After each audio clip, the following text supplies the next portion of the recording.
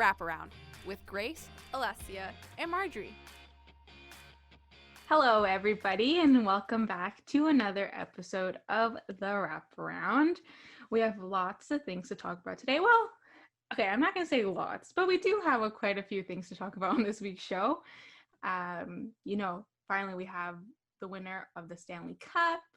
We have some things looking into the next season, some free agency speculation, so lots and lots of exciting things to talk about. So we're just going to get right into it as always and start off with our Stanley Cup champions, the Tampa Bay Lightning. So for once on the show, okay, maybe not for once, but our first big prediction has finally come true. We didn't jinx it. Prediction came true. We don't have to buy t-shirts. Grace. We don't have to buy t-shirts anymore. And so the Tampa Bay Lightning won against the Dallas Stars in Game 6.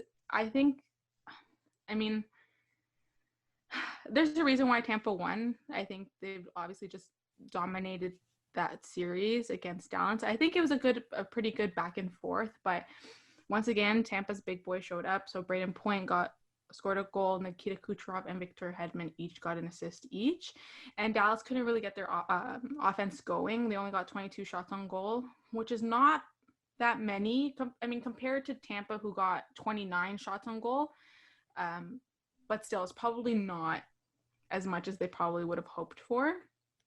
And speaking of a Game 6 win, last week, I'm pretty sure we all predicted that Tampa would win in 6 games. And plus, we predicted, me and Grace especially, predicted the winner of this beautiful Stanley Cup. Yeah, Alessia. A couple Tampa. weeks before. I like to be different. Very different. Yeah. Because Dallas was not good in Game 6. Thank you, hockey gods, for not making the jinx of our show true. Sorry, guys. We're super surprised that we actually did that. I'm not, because I've been rooting for them since the beginning. But the rest of us are scared that something went right. Not many things go right here, so it's always nice. And so, since they won, obviously they had their celebration. It's quite different from what we usually see, especially due to these circumstances. So Tampa decided to have a boat parade, and then they had a second celebration at Raymond James Stadium last night with socially distant pod seating. If you went to that, we're gonna if talk you about went that. to that, So let's look at it, because at first during the day they had that boat parade and I was like, okay, that looks all right. They're on their boats. Everybody's like, there's like thousands of people away from them. Then they said that they're going to be socially distancing at night. I don't know if you guys saw on Twitter the pictures of fans going right up to the players, drinking out of the Stanley Cup, no masks, no nothing. I don't think that was socially distant.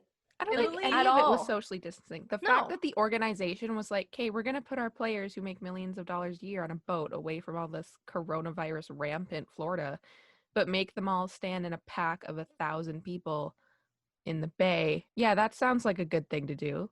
Like it just basically contradicts everything. Like, they decided to have a boat parade because of the circumstances, yet they still had allowed people to come close to them and interact with them. That literally makes absolutely no sense. That defeats the purpose of having a boat parade. You might as well just had a regular celebration, a regular parade in the streets with a bus.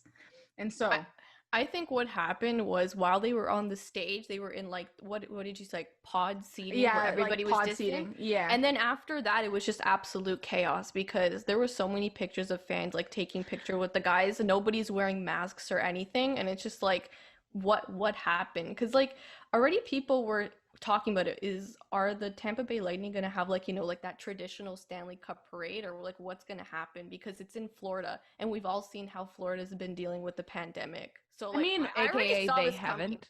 Yeah. I mean, what did they expect? Like, did nobody see the way that they were viewing Game 6? Like, it was like nothing had ever happened in the world. It was just a regular viewing party outside, no masks, a bunch of buds having fun. That's not obviously the ideal situation, and I don't know what the organization was expecting out of this celebration. I don't know if they thought that people would actually listen and participate responsibly, but my favorite question thing in for the entire world is going to be the news release that says 18,000 coronavirus cases tied to the From Stanley World Cup Cup celebration. celebration. I would love if they could actually like take a swab of the actual Stanley Cup and see if it has coronavirus. Where's the Like, Rona? though. Because at this point, I don't know how many people have touched that cup. And so my question for you guys was, is it really sending the right message after all the measures and procedures they went through in the bubble to not interact with fans? I feel like it defeats everything that they stood for in the bubble, if that makes any sense. I think the bubble was great for every other player and every other team except the Tampa Bay Lightning. Because nobody else is sick, and that makes me happy. Yeah. But that entire team is about to just go down the drain. Especially right before they go home to their families. It's so A lot of them stupid. have young kids. Exactly. And they'd already reunited with their girlfriends, and most of their girlfriends, like wives and girlfriends, were already there. Like, it makes no sense to me. It's very, very dumb. I hate the whole thing. I feel like if it were anywhere but Florida, maybe like it could have been better. But just the whole fact that it's in Florida, and I think everybody just knows how notorious they are for not following the rules and not doing things right at this very moment. Not even. I don't think that at all. Imagine bringing the Stanley Cup back to Toronto. I'm saying one of the very few places. I feel like there's other places that it could have been better. I'm not including Toronto in that, because that also would have been complete chaos, and I would have cried, because then we would be stuck in here for another 7,000 years. I think at this rate, you give anybody the excuse to party. We're all so tired. They're just going to do it. I think it just looks bad on the organization, because like I think everybody, like as a fan in the NHL, is complaining about this except for Tampa Bay fans, because obviously they're partying and having a good time. Yeah. But yeah. I just want to give a big old shout out to the Tampa Bay fans who did stay home. And didn't go to this disaster. Who actually want to survive and see next year. Thank you for that. Yeah, so I don't know what the NHL should do with that. I don't know what Tampa should do with that. I don't know what the players should really do with that. I think it was a really dumb thing for them to allow themselves to participate in. I know that they're excited and they're happy that they won. Like, I don't blame them for being happy and wanting to celebrate, but I feel like they could have done it in a different way. I feel like maybe they should have just done it with their families, with their fans virtually. Like, who cares if you can't see your fans? They're still cheering on for you, and they're still as happy as they would be if they were in person.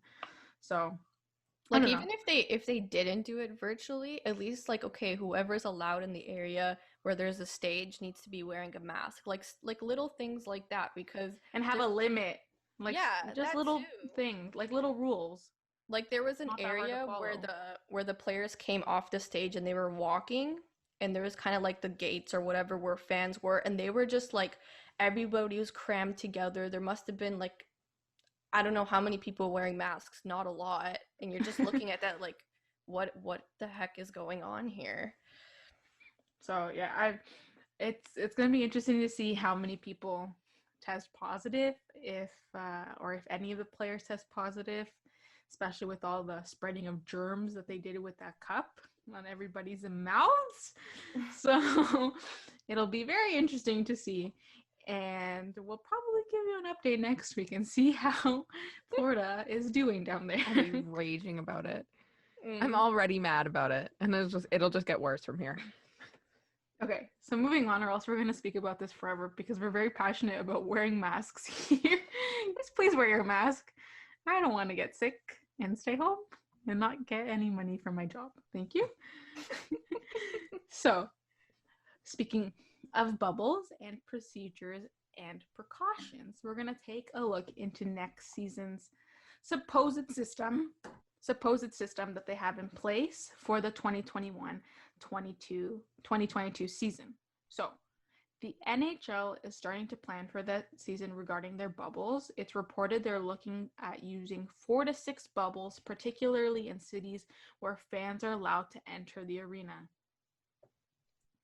I hate all of this. So Ugh. I hate it so okay, much. let me just continue. Okay? So the concept would see players on a rotation, spending 2 weeks inside the bubble and then 1 week at home with their families before re-entering. So teams would play roughly 12 games per month. At least one would be in Canada, with the talks of an all-Canadian division in the works. That's the only part that I like about this. Yes. Yeah, me I was too. gonna say the same thing. So let's circle back to that very important point about the fans being allowed in the arenas. So my question was, would that affect the streak of 0 positive cases they had for the entirety of the 2019-2020 season? And I think we can all agree with saying yes, it probably will. I think it'd be very hard to keep 0 positive cases because you don't know who's sick and who's not. You don't know who has like symptoms or who doesn't, and who's asymptomatic but can still spread it. I think it's a ridiculous idea. I know that they want to keep the normality and like at least slowly bring fans back, but the prime example is the NFL. You see how some teams are allowing fans into these stadium and they have so-called like social distancing measures, but they're still incredibly close to one another, and some of them choose to wear masks, some don't. It's silly to me. It's silly. If fans are going to be allowed in the arena, there's going to have to be so many measures put in place in order for it to run smoothly. It's just, I don't know, it's definitely going to affect the streak of 0 positive cases. And I understand the NHL, like, they want to get fans back in the arena because obviously fans miss going to the arena, watching their team play. And it's also a big part of the NHL trying to make some of the money that they've lost back. But, like, is it a risk that they should be taking? I don't know. My thing is like if I ever got the chance to go to a socially distanced NHL game, I wouldn't. Because when I'm out, the only place I really feel safe, and like safe has big quotations around it, is in my little plexiglass bubble at work where I'm like closed off from everybody else. And I don't see it making sense. Like you obviously don't need fans there apart from the whole money situation, but like there's ways around that. And there's also so many legal things that would have to get be put in place for fans to even be allowed in stadiums. Not only do you have to probably most likely make fans sign kind of a waiver or agree to a waiver that they're not, like, the stadium or the team or the league is not responsible for. Did you guys see that? What? From Ryerson, the waiver that we had to sign to go back on campus. Did you guys get that? Yes. Where it was like, hey, Yeah, you I might saw get that. coronavirus, but it's not our fault. But we're not responsible, so it's all on you if you get sick and die. So that's the kind of thing that they'd have to sign. Is the Exactly. whole like really surreal contract that's like, yeah, good luck. Yeah, if you get sick, you get sick, and if you don't, then you're lucky. But don't blame us when you're in bed, like dying of a cough. So that's another thing that comes to mind when they like entertain the idea of like possibly having fans. There's just so many things that need to be done. You have to socially distance the seats. You have to like do all those measurements, all those calculations, spend a lot of time doing those things. There needs to be like barriers put in place in the washrooms, in the like when you go to buy food. There's just so many things. I feel like at the end of the day, you probably spend more money doing those things than trying to win back the money by only bringing a limited amount of fans in, if that makes any sense, if you guys know what I mean. Yeah, I was thinking as well. Yeah. Yeah, it's just, I feel like it's kind of silly. I think they did so well with not having fans. Of course, the players miss it, and it's a big part of the game. But I don't think you should risk your players, especially if they're going to be on rotation and then go 1 week back home. So you don't want any extra risk for them going back to their families. I think that's also kind of silly. So, like, I'm okay with the 1 week at home. I think the players probably deserve it after all they had to endure. And I know it's not the hardest thing in the world compared to what everybody else is going through in the world, but being away from your family and your loved ones obviously does take a toll on you mentally.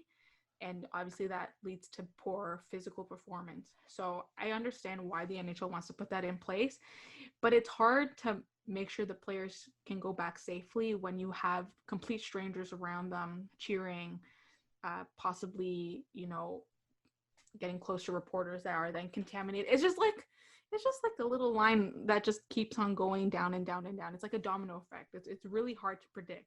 I just think like I'm okay with all of it. It's fine, except for the fans going in. But it's like, you guys have money, do whatever you want. We can't stop you. But if they just have to stay on top of testing like they did. So testing every day. I mean, I think we can all agree on how an amazing of a job the NHL did on, on their plan to get like everybody back in play and like everybody safe. I think they've been the prime example of a sports organization or a sports league that clearly knows what they're doing, and basically pre-planning is always way to go. Pre-planning as much as beforehand as you can. I think that proves to always be the key to any situation such as this one. We always talk about how poorly the MLB handled it. The NBA did also kind of a good job at it. The NFL, I don't really watch the NFL, but seeing fans in stadiums always freaks me out now. No, the NFL is the notification you get from Sportsnet on your phone once a day that's like, this team has 12 positive cases. And you're like, oh, cool. Surprise, surprise. And so, I don't know. I mean, it'll be interesting to see, especially if they can do that all Canadian division. I think that'd be so good. So cool. That would actually be really cool.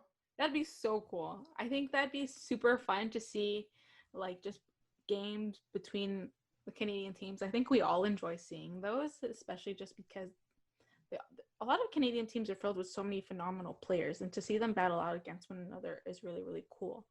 It'd be interesting to see where they would put that city, though. Would they either put it in the East Coast or the West Coast? Probably the West Coast, I'm saying. I think it really depends where cases are this time, because I don't think anybody wants to put anyone in Toronto right now. But yeah, I don't think Torontonians want to be in Toronto right now. So no. But then again, would there be more than one bubble in Canada? Yeah. So they're saying at least one will be in Canada. So like basically all of them could be in Canada. Like some, like half of them could be in Canada, but at least one will be in Canada. One per province. It's difficult because obviously Canada still has a lot of restrictions put in place for the border, which I'm very okay with. Canada, the Canadian government, please continue doing that. And don't let our American friends in just yet. Maybe in a couple of years. Thank you. Friends, thank you for being so nice about it. And so, yeah, so depending to see like how many they put in Canada will be interesting, and how they divide. So yeah, depending on where they put it, it'll be very interesting to see. And I mean, I love keeping hockey in Canada. I mean, that's, I guess, the Canadian in me. I just like keeping any hockey viewing in the Canadian time and not a weird American time zone. Is it time? Yes. It's time again. I love it. My favorite part of every week. It's time for the way. Sound effect. Yeah, every time I think of the way, I need like a harmony, like the way. Something like that. That's what it's gonna be. I'm gonna pull that out of the audio and just use that every week. Okay, so the way is, do you think Lundqvist will sign with another team or retire? So Alessia, as always, our results keeper, what are our results? So the polls are still up right now, so they're still going on, so the numbers could change. But on Instagram, 62% of people said that he will probably sign with another team, and 38% said that he will likely retire, or he will retire. On Twitter, it's the complete opposite. 37% said he would sign, and 63% said he would retire. I have input. Okay, what is it? Okay. Somebody replied to our Twitter poll with this too. I don't remember their name. Yeah, I saw that too. Yes. They said that he would retire Shout out to whoever in you North are. America. Yes. They said he would retire in North America and then go sign and play. Yeah, in I Europe. also I agree with that In one. Sweden? Yeah. Do you like how I couldn't come up with the word Europe for a minute there? I was like, yeah, I actually Did put you that in forget my where he was notes. from? I had put that if he I thought it was a really interesting thing too. Yeah, no, I said like if he doesn't sign in the NHL, it's likely that he could sign potentially in like the Swedish league in Europe because we've seen a lot of players now, like some of the North American leagues such as like the AHL, they still don't know exactly like 100% what's going on. We're seeing a lot of prospects being loaned to Europe.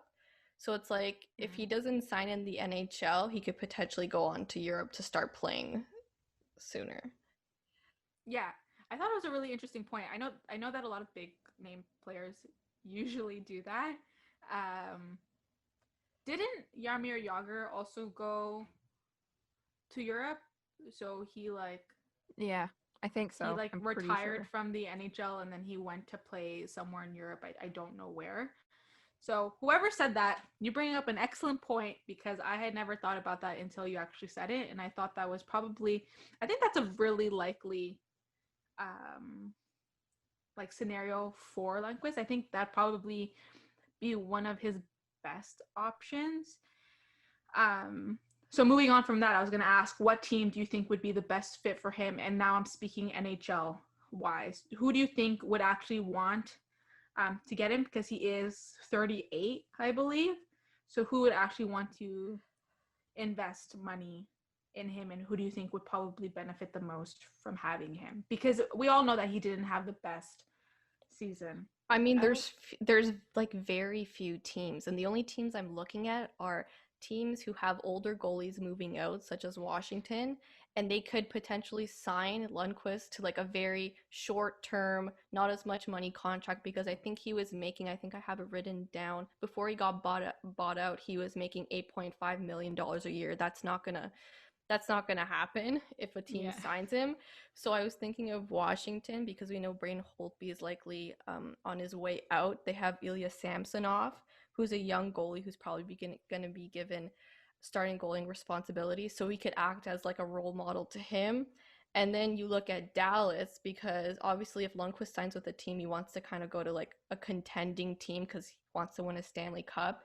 So if you look at Dallas and Anton Khudobin, he's likely asking for a pay raise. Yeah. Whether or not Dallas is going to give him that pay raise, we don't know. So they're going to be left with Ben Bishop. And they also have a young prospect, Jake Oettinger. I don't know if I'm pronouncing that correctly. I'm pretty sure you are. Hopefully.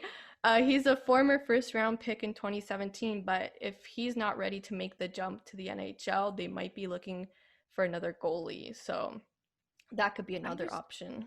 I don't see with teams, it's like a Marc-Andre Fleury situation with teams getting rid of these older goalies. I don't see him signing anywhere because everybody's looking for younger goalies. That's another great point. So yeah, like even these teams, like you said, Washington, Dallas, they aren't going to sign Henrik Lundqvist because like what do they get out of it? They get a year of a contract. Sure, it extends their goalie search, but he's not going to help them this year. No. So yeah, it doesn't make any sense. I think if they bring him in, it's mainly going to be to kind of mentor the younger goalies they have, and it's not going to be an amazing contract, which is probably why maybe Lundqvist is looking more to Europe because he'll probably get paid the big bucks there and actually have a decent role like on a team. Yeah, that's because that's exactly what I was going to say. Like if he wants to stay in the NHL, I'm sure he can, but one, he's not going to be getting paid the money that he's used to seeing. And two, he's not going to be playing a lot of games. He'll be probably obviously the number 2 goalie on that team. And even then he probably won't be seeing a lot of games. And so it's a hard situation. If he retires, I think he can be very happy with his situation and proud of the career that he had, because I think we all know that he was he is a great goaltender, and it's sad to see that the Rangers bought him out. But I mean, if he goes to Europe, that would also be a great situation for him. He's back home, still playing the game that he loves, still earning a reasonable amount of money. But there's not as much pressure as there would be in the NHL, because I'm sure people still expect a lot out of him if he still continues playing in the NHL. Yeah, like I don't see him like fully retiring from hockey. I could potentially see him like retiring from like the NHL and moving to Europe and playing there. But even if he does retire, I'm sure he'll definitely be able to come back, whether that's with the Rangers or not, as kind of like a goalie coach or working within a team's organization, because he's had an amazing career and he can definitely help out an organization developing goalies. Yeah, his skills are very, very valuable. They, he might not be playing and using them, but he could be using them in different ways, and I'm sure lots of teams would want that from someone like him. So it'll be interesting to see what comes out of the situation, who he signs with, and if the person who sent us a tweet on Twitter was correct. And we can shout them out next episode, but we'll have to wait and see. And so, speaking once again of lots of free agency, like Braden Holtby and teams looking for players and players on the market, we're going to have a little segment of free agency speculation, which I always love to talk about. So we're going to start off. Dancing, I promise. Grace is in her monotone voice. I promise I am happy. So we're going to start off with the Philadelphia Flyers with their defenseman, Shane Gostisbehere. I feel like we talk about him 24/7. Yeah, all the time. Every time we're talking about players who are going to get traded, he's always on the list. Even in February when we had the radio show, we were talking about him all the time and nothing ever happened. He's just one of those players, I feel like, that is just always kind of available, but now he is officially available for trade, and he has 3 years left on his 7-year contract, which he signed in 2017. And that contract has an annual value of $4.25 million. In this past season, before everything happened, he played only 42 games due to injury, but his average ice time is 18 minutes and 18 seconds. So I think everybody knows that Shane Gostisbehere is a really good defenseman. I wouldn't say he's like golden, but I wouldn't say he's awful. I think he's just a good defenseman. I think he's just right there in between great and like mediocre, if you know what I mean. Yeah. It's not like, I don't think a lot of people are always seeking him out, but I think when they know he's available, I think it would be a good grab for any team looking for a defenseman. Yeah, I think if teams are looking for like a decent like defenseman who can play like decently big minutes, because I think he was playing average ice time was around 18 minutes, just over 18 minutes for him. And the contract's not too bad. It's just you have to look at his injuries and how that's going to be a factor in the future. But yeah, let's see if something actually does happen, because I feel like we've been talking about him moving for like about a year now. So I think at this point he kind of deserves it, because clearly Philadelphia does not want him anymore. They're always willing to trade him and just willing to give him up. So I feel like he probably deserves a fresh start somewhere else. Maybe someone who's not going to be constantly putting him on the chopping block. But it'll be nice to see where he fits in if someone does finally get him, if he's finally off of our list, so we can stop kind of speaking about it. But until then, I think we're gonna keep a close eye on that one. Then next, we're gonna talk about our beloved, well, me and Grace's beloved Maple Leafs. This one is near and dear to my heart because it's defenseman Cody Ceci, and he's going to explore the market. Thank God. I think happiness is an understatement when I read to describe the situation. I do not, nor have I ever hated anybody. I strongly dislike or dislike. Cody Ceci is one of those people I just dislike because he's not that great, in my opinion. And as we all know, we're very biased on this show and very opinionated. So, and we like to critique our own teams. So exactly. So, Cody Ceci signed a 1-year, $4.5 million contract with the Leafs after leaving the Ottawa Senators last year. He only managed to get a goal and 7 assists. Cody Ceci is not good. And so that's exactly what I said. I said, big surprise, he's no bueno. I know. I was going to ask you, can you say what you wrote in the brackets? Because I laughed when I saw that. He no good. No okay? bueno. He no bueno, especially over 56 games. And he had an average ice time of 20 minutes and 32 seconds. Like, I know it's not a defenseman's main job to score goals and get assists, but it would be nice to have a defenseman who can actually do something on the ice. So, holy. She said everything. She I don't went need off. to say anything else. Went off. So, the Leafs only have $6.106 million left in cap space. And defenseman Travis Dermott and winger Ilya Mikheyev are RFAs who are in need of new contracts. And then there's obviously the speculation of Dear Pietrangelo considering Stop it. going to the Leafs. No, I won't even consider it. I think every time a big name goes to the market, Leaf fans are like, yeah, we can get him. Like, let's go. Like, and I'm just like, but is it realistic? No, Is it? it's not. No, it's not. Is it? Like, I think ever since we got Tavares and like we were able to get a big name, I think Leafs fans are like, well, we can get anybody. But I think people have that's what it is too. I think people have to realize not only did Tavares choose us because like it's home for him, he also took the team at a discount. Like, this is a discounted price for him. This is not what he should be technically. Yeah, we were lucky. Yeah, like this is not what he should technically get paid. So it's a hard situation for Leafs fans because I think a lot of people would love to have someone like Pietrangelo because everybody just knows how good of a player he is. But do the Leafs have the money? No. But if they get rid of Cody Ceci and get rid of that $4.5 million, which is a lot for someone of his caliber. For someone who isn't good. Yes, exactly. For a 1-year contract, then it'd be nice to get someone else who is actually worth that kind of money and that will actually perform the way the Leafs need a defenseman to perform. So I was going to ask you guys because I saw something on Twitter and I was like, okay, this is interesting. So Cody Ceci's played like big minutes with the Leafs.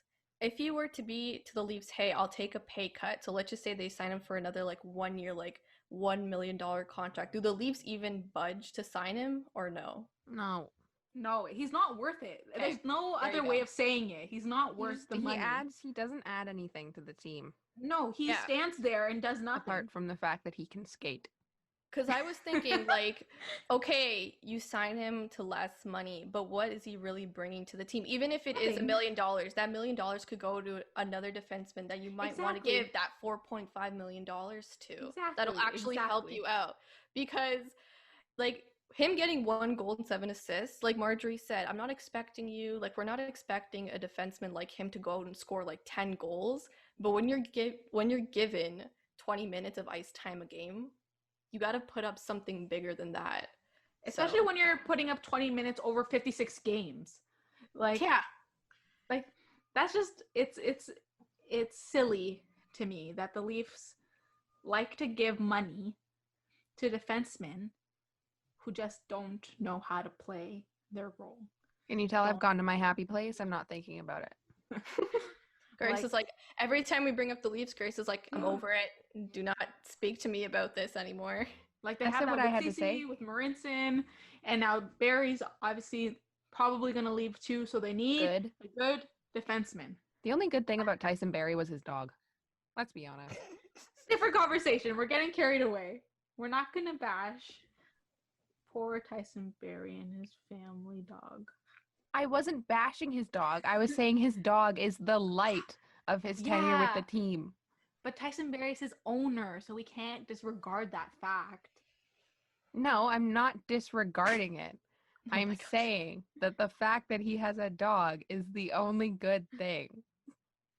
Okay, well, hopefully we can keep the dog and not him, and Ugh.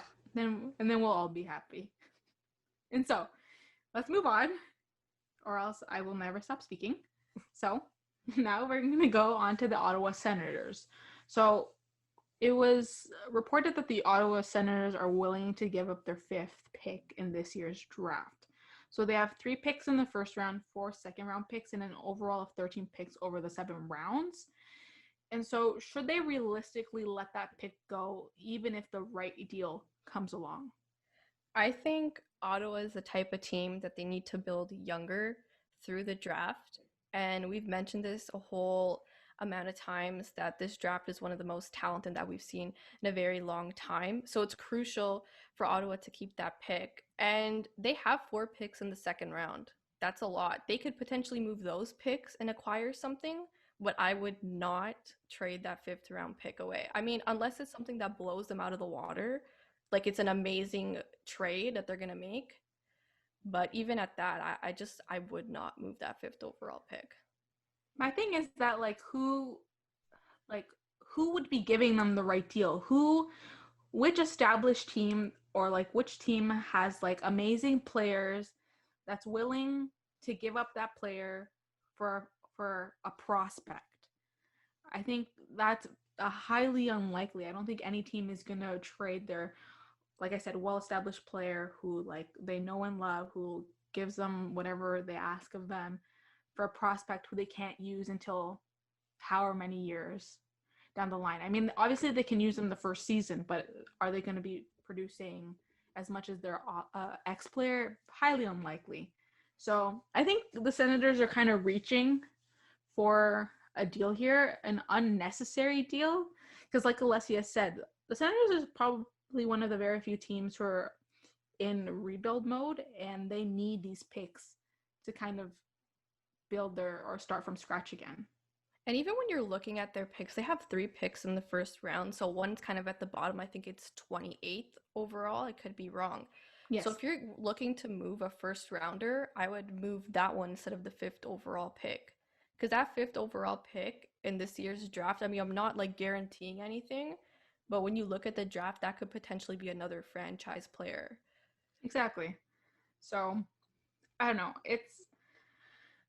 I don't think anybody will, in their right mind, really give them, I think, what the Senators are looking for. Whatever a right deal means to them, I have no idea. I don't know if that means that they want an experienced defenseman, an experienced forward, an experienced goaltender. Yeah, exactly. What are they looking for? Are they looking for an older, more experienced guy if they're trading this 5th round pick, or are they looking for more prospects that are up and coming? Yeah, because exactly. like you said, this is one of the main teams in the NHL right now that it's we know they're in a rebuild mode. We know that they want to go younger because they have guys like Brady Tkachuk, right? And other guys that are coming up as well. So it's if they trade away this 5th round pick or this 5th overall pick in the first round, what exactly are they looking for? I just wouldn't move it. Yeah, I would look to the second round and see their 4 picks there and potentially move those. Exactly, because then they can move that pick for another prospect or a younger player who has potential to be an amazing player, or like you said before, maybe look at trading their last pick in the first round, one that isn't so high up and is not as valuable. Because if they end up trading this 5th pick, I think they're going to regret it down the line. I think they need these picks, and I really don't understand what they're trying to do by getting maybe an older player, experienced player. It's not going to do much. You can't just rely on one player if the rest of your team is young, inexperienced players who are just starting to get to know their way through the league. So it'll be funny to see how that plays out, especially with the draft coming up very, very soon. Maybe they'll move something the day of until the first round. Yeah. Maybe they'll move something the day of. Maybe we'll have one of those, but I don't know. I feel think like depending on how the first round goes, we'll probably see some moves, or depending on the first 3 or 4 picks, that'll probably be Ottawa's like kind of like, okay, do we trade this fifth overall pick or not? But even exactly. at that, like I wouldn't. Yeah. But you do you, Ottawa. if you think you're doing the right thing, then okay. But I think we can all agree that they should probably keep these picks, and it's probably in their best interest to have that 5th pick in their pocket. So there are sadly no more games. No more games for us to be like, this is what you have to watch, or this is what you can watch, and we'll be talking about it next week. Makes me sad. But there is a draft. So we will be talking about that. So prep yourselves for that. That's going to be 2 days of chaos. Yeah, prep And there's yourselves probably for gonna be- everything. Probably going to be a lot of trades and signings as well, because that just surrounds the draft every single year. Yeah, a little sneak peek into next week's show. It's another special. So get excited, because we certainly are. We love talking about trades. We love talking about prospects, signings. It's our bread and butter. So I hope you guys enjoyed this week's episode. There's going to be lots and lots to talk about next week, and we can't wait to talk to you guys next week. And so keep your sticks on the ice And your heels on the dance floor. Bye, guys.